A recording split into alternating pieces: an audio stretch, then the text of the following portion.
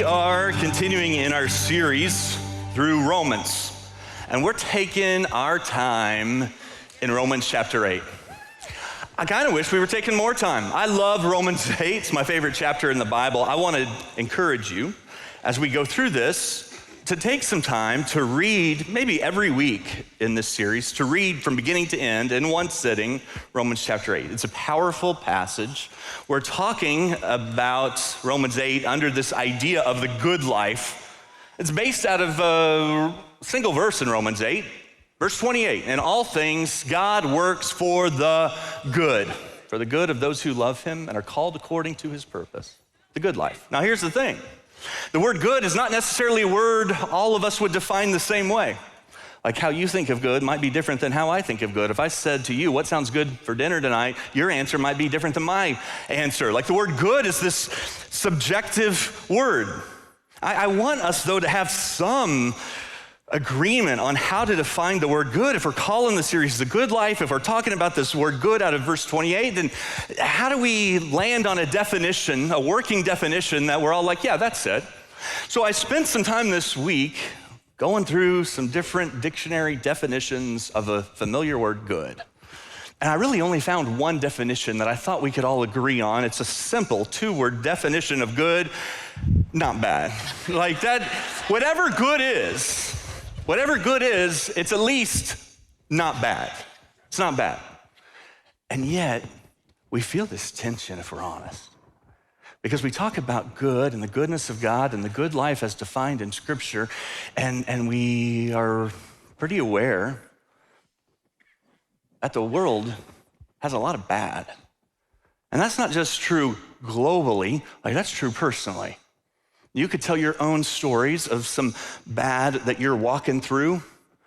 And how do you resolve the tension with the existence of bad and the goodness of God? Romans 8, verse 28 is this beautiful promise that God works all things together for good. But one of the things I've learned is that when you're talking to people who are in the middle of bad, that promise is hard to speak. It can feel a little bit simplistic because, and I think we're all alike in this, no one likes easy answers for hard questions. No one really wants like these simplistic explanations for difficult circumstances. For example, the phrase no pain, no gain, to me falls under this category. I remember the first time I heard that. Middle school, I was at the orthodontist. My teeth were still hurting from the last time the orthodontist had tightened my braces. Now he's tightening them even more. And I'm kind of complaining, my mouth hurts. And he says to me, first time I remember hearing this, no pain, no gain. Okay, yeah, thanks. I appreciate that. That doesn't mean a lot when you're in the middle of the pain. I remember hearing it again in high school. We were running sprints in basketball, and our coach, he had this thing where he'd sit on the bleachers and eat popcorn that he'd probably stolen out of the concession stand, and as he's eating popcorn, he would yell at us while we're running sprints, "Hey fellas, no pain, no gain." Kind of annoying, really. Not very helpful, not super encouraging. A similar phrase I heard once, my wife doesn't remember this, but it's probably for the best, like she's blocked it out. When she was in labor with our second, giving birth naturally, doctor says to her in the middle of that labor, "Embrace the pain." I hope she didn't hear. If you're a doctor, especially a male doctor, and you keep track of things not to say to a patient who's in labor, put that on there. Like, don't say embrace the pain. Now, like what he said may be true. Like, there's nothing you can do about it. You might as well embrace it. But you need to not say that. If you're a man talking to a woman who's in labor, you probably should just be quiet. How about that? Because when someone, you can't applaud for that. So if someone's in the middle of pain, like some pithy saying isn't super helpful. And I guess I feel a little concern around that. That when I talk about Romans 8, verse 28, that some of you will feel like, Kyle, you don't know what I'm going through. You don't know what I'm dealing with. And for you to say God works all things together for the good when I'm walking through so much bad feels a little bit dismissive, at least feels minimizing. Let's look at the verse 28, and we know that in all things, God works for the good of those who love him and who have been called according to his purpose. And that's a great promise, unless you're in the middle of the bad, and then it's just hard. Like, if it's your health, if it's your marriage, if it's your home, if it's your children, if it's your job. Because I've tried to quote this verse at different times as a pastor, and I just can't quite say it to Jim, who's on his third round of chemo after losing his wife to cancer a year prior. Hey, Jim, in all things, God works together for good. To Jennifer, whose husband left her for another woman right after she gave birth to their first child. Like, you try and say that. To the couple who for 10 years have been trying to get pregnant, dealing with infertility struggles. To Heather, who was abused and now struggles with cutting herself as a way to somehow make her physical match with her emotional pain. And I think of Lance, who's 2.5-year-old, drowned in the backyard swimming pool, and now he still every morning has to wake up and look out the window at that backyard pool. In all things, God works for the good. How do you say that? I mean, at best, it feels naive. But it can also seem a bit offensive to say in all things, God works for the good when someone is facing so much bad. It's like one Holocaust survivor wrote, if this is the best God can do, maybe he should resign and let someone else take his place. And that seems on the face of it, when you hear it, like almost appalling, and yet some of you understand. And God's big enough to handle that kind of honesty. I think in some ways he would rather us be honest about where we're at than pretend that we believe something that we're just not sure about. And I'm just wondering, maybe there's some of you listening to this and you became a Christian because someone sold you on the idea of the good life. And if you just become a follower of Jesus, then it's all gonna be good. It'll be good. And so you put your faith in Jesus, and now you're not really sure what to do because things haven't worked out the way you thought they would. And even though you're a Christian, you find that the depression still kind of comes in waves. And even though you're a Christian, cancer still claims the life of a loved one, and friendship still ends. Your loneliness feels overwhelming. It just can't seem to get on top of things financially. Like, God, I'm trying here. A little help would be great. But it feels like a lot of bad for someone who's been promised good. And some preachers will say, well, you just need to have more faith. You just need to have more faith. If you just believe, you get some more good in your life. But Jesus didn't say it quite like that. Jesus said in John 16, to his closest followers, in this world you'll have trouble. That was one of his promises. Now, he promised that he'd overcome the world. He promised that there's victory through him, but in this world you'll have trouble. And that word for trouble there is not like this lightweight word. It's heavy. There are other Greek words that could be used, right, for things that are annoying or frustrating. But that's not the word Jesus uses for trouble. The word he uses is the word we translate as tribulation. It's the same word that's used in the Gospel of John to describe what Jesus experienced when his friend Lazarus died and Lazarus' sisters, Mary and Martha, were heartbroken. Trouble. The kind of grief that's unspeakable. The kind of grief that you can taste. The kind of grief that just feels like a weight that will not let you get out of bed in the mornings. In this world, you'll have that. Of trouble. It's the same word that is used in the Gospel of John to describe what Jesus experienced when Judas betrayed him. Betrayed him with a kiss. In this world, you will experience betrayal. You can't believe that that person did that to you. In this world, you'll have trouble. Jesus said that that's true. We shouldn't be surprised when it comes. In this world, you'll have heartbreak and suffering and abuse and disease and death. And so here's the question that I just want us to wrestle with for a few minutes as we look at this verse is how can Paul say that God is working things for the good? Like, how can he say that? Like, Like, what is it? What's he trying to communicate with this? I think even the Christians who received this letter would have been pretty confused because they were dealing with a lot of trouble. Even within the church, as we've talked about, they weren't really getting along very well with each other. Just different backgrounds and different traditions and ways of life, and now they're trying to be together, and lots of tension and conflict and disagreement and disunity. And they were having trouble with people outside the church, and increasingly so.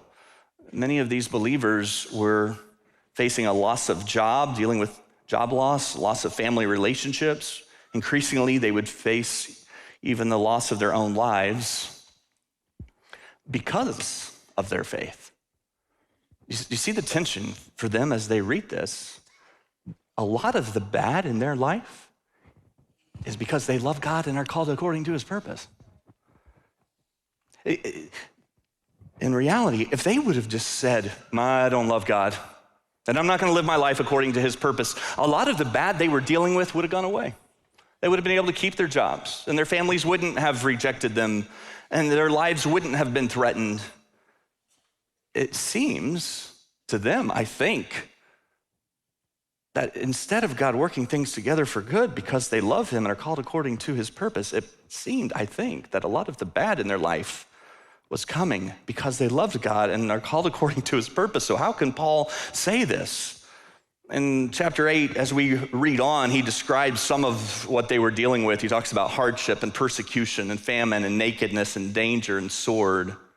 And even in his own life, Paul seems to, you wouldn't call it the good life. 2 Corinthians 11, I've compiled some of his biography here. I have been in prison frequently, flogged severely, stoned and exposed to death again and again. 5 times I've received 40 lashes minus 1. 3 times I was beaten with rods. 3 times I was shipwrecked. I have known hunger and thirst. I have been cold and naked. And besides everything else, I face daily the pressure of my concern for all the churches. If that's the good life, don't sign me up. So what's he doing? Maybe this is it. Maybe he just wants people to practice the power of positive thinking. Maybe. We could all use that. A little bit more of that, right? A little perspective that helps us look on the bright side of life. You know people like this. They always see the cup half full. It doesn't matter what happens to them. Like they just think positively. Maybe that's Paul, and maybe that's what he wanted, just to get people to think more positively. Hey, I'm sure it'll all work out, and all things God works for the good of those who love him. I suppose we could use a little bit of that. Just some perspective that things aren't maybe as bad as they seem. A friend of mine years ago taught me this, that when life is not going how you expect or how you want, there are 4 words that you always have to remember. 4 words are, it could be worse. Could be worse.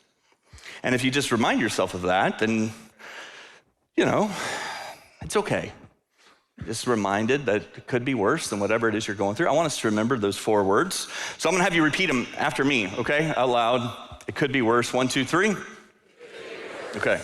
That means that when you go back to your home or your apartment, your house, wherever it is you live, and you open up the door, there's part of you that might think, if I lived in a different house, if I had my own place, if I lived in a bigger house, if I had my own closet, I didn't have to share a closet with somebody. Like, if I just lived somewhere different, my life would be so much easier. But you're not gonna do that. Instead, today, when you walk into your house, your place, you're gonna say to yourself loudly, could be worse. A little more passion next time. I don't feel like you're quite convinced that it could be worse, but it could be. So when you're walking to your car after church, you're gonna pass somebody else's car. That's a lot nicer than your car.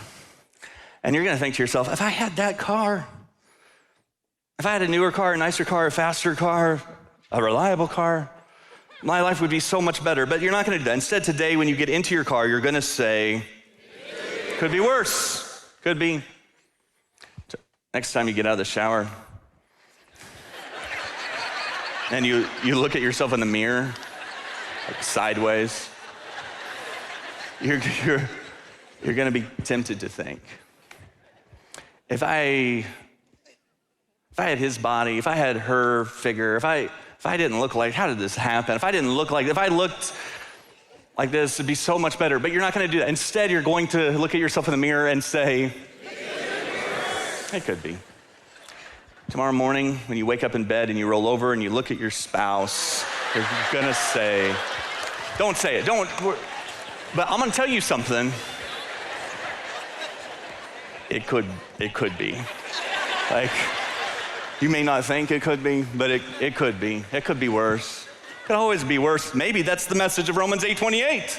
You just need to remember that it's not quite as bad as it feels or seems, that it could be worse. Things are actually pretty good if you just look at it from the right perspective, and maybe that's what Paul's doing. But I've read research in the field of optimism, and researchers have found that optimistic people are not necessarily very accurate perceivers of reality. Like, optimistic people frequently think other people like them who don't actually like them at all. And it turns out slightly depressed people are actually more accurate perceivers of reality. And so it leads to this big question in the field of optimism. Is it better to be realistic and sad, or to be deluded and happy? Like, which is better? To be realistic, but I'm sad, deluded and happy. And so maybe that's what's going on here. Maybe Paul's just one of those people, a little bit deluded, but he's happy. Everybody just needs to be a little more positive in how they approach things. Maybe that's it. That's not it. You know how I know that's not it? It's because of the one word that's translated in Romans 8:28 as "we know." Verse 28 says, "And we know that in all things God works for the good." And this phrase, this word translated as "we know," is used 13 times in the book of Romans. And let me tell you what it doesn't mean. It doesn't mean, and we think. It doesn't mean, and we hope, or we believe, or we guess, and we guess that in all things God works together, or wouldn't it be great if? That's not what it means. It is this word that means, I may not know anything else, but here's one thing I know for sure. In all things, God works for the good of those who love him and are called according to his purpose. It is a word of unshakable confidence. God is working all things together for good. Now, here's what's really interesting about this word. It's used one other place in Romans 8, and it's in verse 22, where Paul is talking about suffering and struggle, and he's talking about the hardships of this life. And here's what he says, same word, verse 22. We know that the whole of creation has been groaning. We know that all of creation is suffering, that there is sickness and suffering and pain, that there's hardship and difficulties. He says, we know that. I might not know a lot, but I know one thing is for sure. Life is hard. A few verses later, I may not know a lot. I know one thing for sure. God is good. And so you have these two statements that seem to be in a bit of conflict, contradicting each other. How can you say, I know life is hard, but I know God is good? It's not to take away from the reality of bad, or reality of pain, or the reality of suffering, or the reality of brokenness and heartbreak. It's not to say that none of that's real. It's to say, yeah, it is real. But let me tell you else what is real.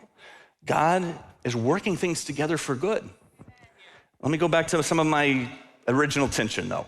It's like, well, maybe God and I don't agree on the definition, the dictionary definition of good. Maybe we're talking about two different things. Because culturally, how do we define good? Well, we would say in all things, God works for the comfort of those who love him and are called according to his purpose. And all things, God works for the convenience of those who love him and are called according to it. And all things, God works for the immediate pleasure of those who love him and are called according to his purpose. Like, that's how we would want to interpret that. We have our ideas of what it means for God to work for our good. A number of years ago, I was at the DMV. My license had expired. And in fact, it was so expired that they basically made me start over.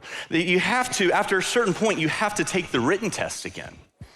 Wasn't prepared for that, but I thought, you know what? I've been driving a long time. I'm sure this will be good. No problem. So I sit down, I take the test without really studying, of course, for it at all. And I go through this test and I realize this is not good. Like, this is not going the way I had hoped it would. And then I took it up to be graded, and they grade it right there in front of you. Incredibly stressful. You know exactly how many that you can miss.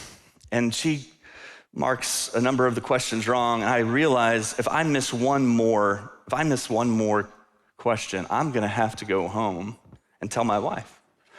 I'm gonna have to say to my wife, what you've always suspected is true.